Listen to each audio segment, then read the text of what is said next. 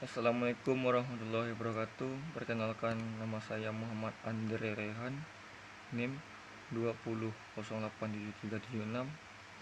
Yang terhormat Bapak Dr. Tujong Hausin MPD Kons dan Bapak Eval Admizal SPD MPD selaku pembina mata kuliah pengantar ilmu melatih. Di sini saya akan menjelaskan rangkuman materi dari kelompok 1 sampai kelompok 6. Materi kelompok pertama, ruang lingkup ilmu melatih. Pertama, filosofi melatih. Pelatih adalah seorang yang harus tahu tentang semua kebutuhan yang menjadi dasar bagi terpenuhinya kondisi di mana atlet memiliki peluang untuk prestasinya. 2. Pengertian ilmu melatih. Ilmu pelatihan adalah ilmu terapan yang mempelajari masalah-masalah atlet, pelatih, berlatih, melatih, pertandingan, evaluasi hasil latih dalam rangka mencapai prestasi yang maksimal.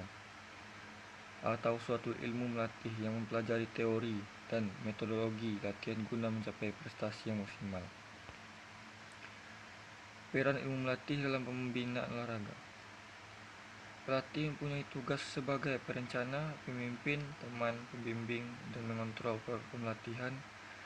Sedangkan atlet mempunyai tugas melakukan latihan sesuai program yang telah ditentukan pelatih. Pelatih adalah orang penting di baik kesuksesan prestasi seorang atlet.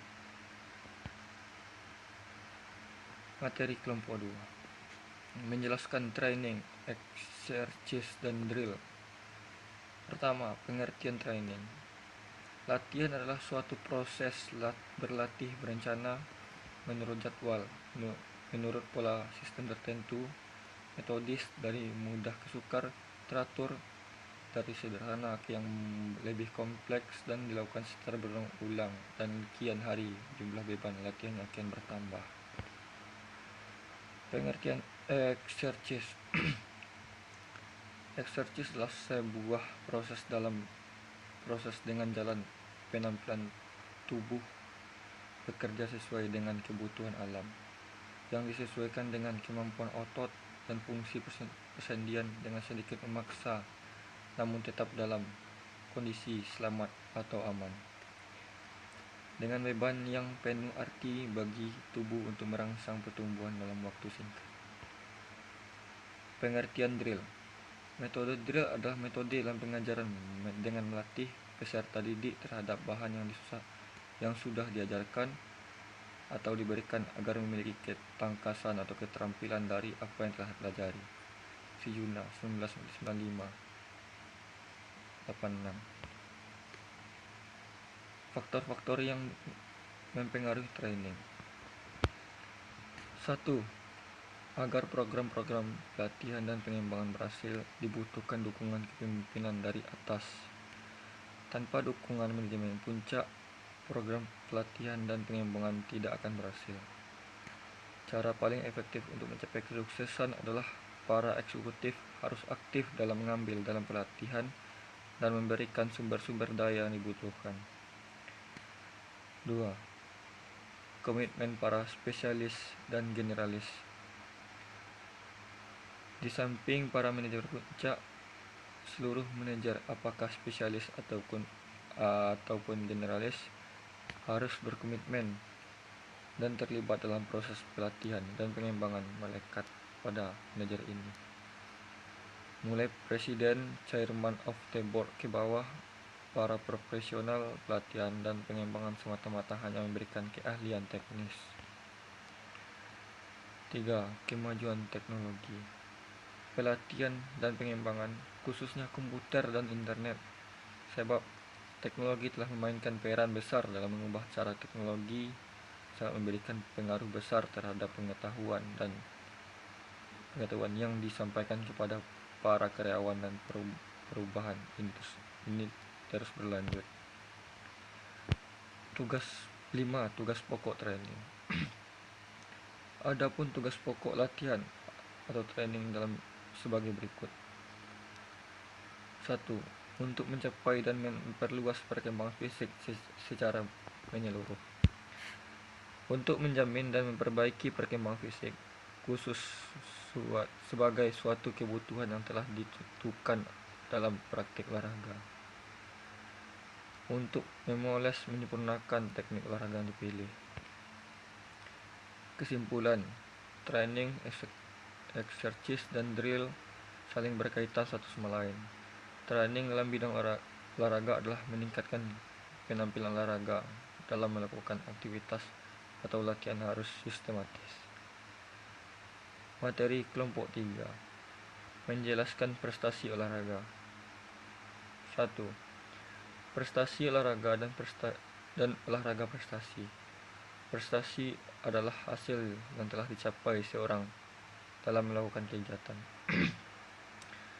Perbedaan prestasi olahraga dan olahraga prestasi.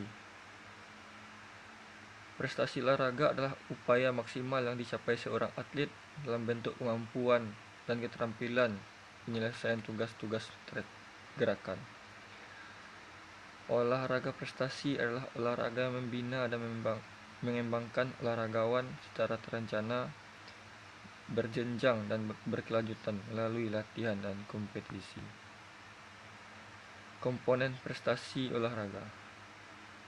Kemampuan atlet dalam pertandingan atau kompetisi pada dasarnya ditentukan oleh 4 faktor, yaitu fisik, teknik, taktik, mental. 3 faktor-faktor yang mempengaruhi prestasi. A. Faktor internal. Bentuk tubuh, kondisi fisik dan kemampuan fisik, penguasaan teknik yang sempurna, menguasai masalah-masalah taktik, memiliki kematangan juara yang mantap. B. Faktor eksternal. Faktor eksternal mempengaruhi prestasi atlet. 1. Pelatih, 2. Alam, 3. Sarana dan prasarana, 4. Wasit, 5. Penonton, 6. Organisasi di bidang olahraga, 7. Keluarga. 4. Parameter prestasi olahraga. 1. Prestasi olahraga terukur adalah prestasi yang dihasilkan oleh atlet dalam bentuk kemampuan dan keterampilan yang dapat diukur dengan jelas dan objektif. Satuan ukur yang digunakan seperti ukuran jarak, panjang, berat, dan satuan ukur skor atau angka. 2. Prestasi olahraga tidak terukur adalah prestasi yang dihasilkan atlet dalam bentuk kemampuan dan keterampilan yang tidak dapat diukur secara objektif. Salah satunya struktur gerakan. Materi kelompok 4. Menjelaskan prinsip-prinsip training. Pertama, prinsip superkompensasi. Superkompensasi adalah fase pemulihan sumber energi yang dipergunakan setelah suatu pembebanan yang melewati kemampuan awal dengan tujuan meningkatkan kemampuan prestasi. 2. Prinsip beban progresif merupakan prinsip latihan di mana pembebanan latihan harus ditingkatkan secara bertahap sesuai kemampuan dan kemajuan seorang dalam berlatih. Peningkatan beban latihan yang terlalu berat atau cepat dapat mempersulit proses adaptasi dan dapat mengakibatkan kerusakan fisik. 3. Prinsip variasi beban. A. Prinsip overload merupakan suatu prinsip latihan yang menggunakan pembebanan yang melebihi ambang rangsang terhadap fungsi fisiologi yang dilatih. Jika kita menggunakan latihan ini, dapat melakukan latihan yang bervariasi, yaitu dengan membagi hari-hari berat dan diselingi hari-hari ringan. B. Prinsip konsistensi, yaitu kemampuan guna melakukan latihan dalam waktu yang cukup lama dalam mendapatkan kondisi fisik yang baik. Kita bisa melakukan latihan setidaknya 3 kali dalam seminggu. C. Prinsip spesifikasi. Konsep ini diperkuat dengan fakta-fakta biomekanik di mana tiap bentuk atau tipe memiliki sumber energi yang membutuhkan oksigen yang berbeda. 4. Prinsip perkembangan multilateral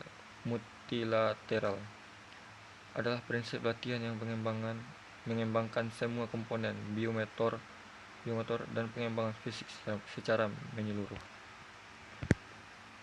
Materi kelompok 5 menjelaskan elemen kondisi fisik kekuatan. Pengertian kekuatan. Kekuatan atau strength diartikan sebagai kemampuan dalam menggunakan gaya dalam bentuk mengangkat atau menahan suatu beban. 2. Pengertian daya tahan. Daya tahan atau endurance adalah salah satu komponen penyusun kebugaran jasmani. Daya tahan adalah sebuah kemampuan dari seorang untuk melakukan gerakan dengan seluruh tubuhnya dalam waktu yang cukup lama dengan tempo sedang sampai cepat tanpa adanya kelelahan yang berlebihan. 3. Pengertian kekuatan kecepatan. Kekuatan adalah kemampuan tubuh untuk menerima beban berat tanpa mengalami kelelahan. Kecepatan adalah kemampuan gerak tubuh sekencang-kencangnya untuk menempuh jarak tertentu. Contoh latihan kecepatan adalah sprint dan lari di tempat. 4. Faktor-faktor yang mempengaruhi kekuatan. Kekuatan otot dipengaruhi oleh aktivitas otot dalam menghasilkan tendangan. Setiap fase memiliki aktivitas otot dan atrokinematika. Setiap para roundhouse kick adalah canggih memiliki 4 fase yang meliputi fase lift off, fase persiapan, fase pre-impact, dan fase impact. Fase lift off merupakan periode dari minimal dorsofleksi engkel ke maksimal plantar fleksi engkel dan aktivitasi dominan pada otot gastrocnemius medialis. 5. Bentuk-bentuk latihan kekuatan. 1. Push up, 2. sit up, 3. plank, 4. pull up, 5. back up. 6. Metode kekuatan. 1. Progressive overload, 2. perfect form, 3. time under tension, 4. mental-muscle connection. Materi kelompok 6 menjelaskan kondisi fisik dan elemen kondisi fisik. Daya tahan. Pengertian kondisi fisik. Kondisi fisik adalah kapasitas seorang untuk melakukan kerja fisik dengan kemampuan bertingkat. Kondisi fisik dalam olahraga. Kondisi fisik merupakan unsur yang sangat penting hampir seluruh cabang olahraga. Menurut Satojo 1988 mengatakan kondisi fisik adalah salah satu persyaratan yang sangat diperlukan dalam usaha peningkatan prestasi seorang atlet. Bahkan dapat dikatakan sebagai keperluan yang tidak dapat ditunda-tunda atau ditawar-tawar lagi. Pengertian daya tahan. Daya tahan atau endurance adalah salah satu komponen penyusun kebugaran jasmani. Daya tahan adalah sebuah kemampuan dari seseorang untuk melakukan gerakan seluruh tubuhnya dalam waktu yang cukup lama dan dengan tempo sedang sampai cepat tanpa adanya rasa kelelahan yang berlebihan. 4. Faktor-faktor yang mempengaruhi daya tahan. 2 faktor-faktor yang mempengaruhi daya tahan tubuh. 1. Latihan exercise. Tingkat kebugaran dapat diukur dari volume dalam mengkonsumsi oksigen saat latihan. Pada volume dan kapasitas maksimum, kelelahan atlet yang dirasakan akan menyebabkan turunnya konsentrasi. B. Makanan. Pola makanan yang baik penting bagi tenaga. Diet yang benar dan konsisten akan terlihat hasilnya saat berlatih. Beberapa pedoman umum nutrisi olahragaan. Bentuk-bentuk latihan daya tahan. 1. Lari, 2. yoga, 3. renang, 4. senam, 5. skipping atau jumping, 6. istirahat. 6. Metode latihan daya tahan. A. Metode durasi, B. Metode interval, C. Metode repetisi, D. Metode kompetisi dan kontrol. Baiklah, itulah yang saya jelaskan dari kelompok 1 sampai kelompok 6. Sekian dari saya. Assalamualaikum warahmatullahi wabarakatuh.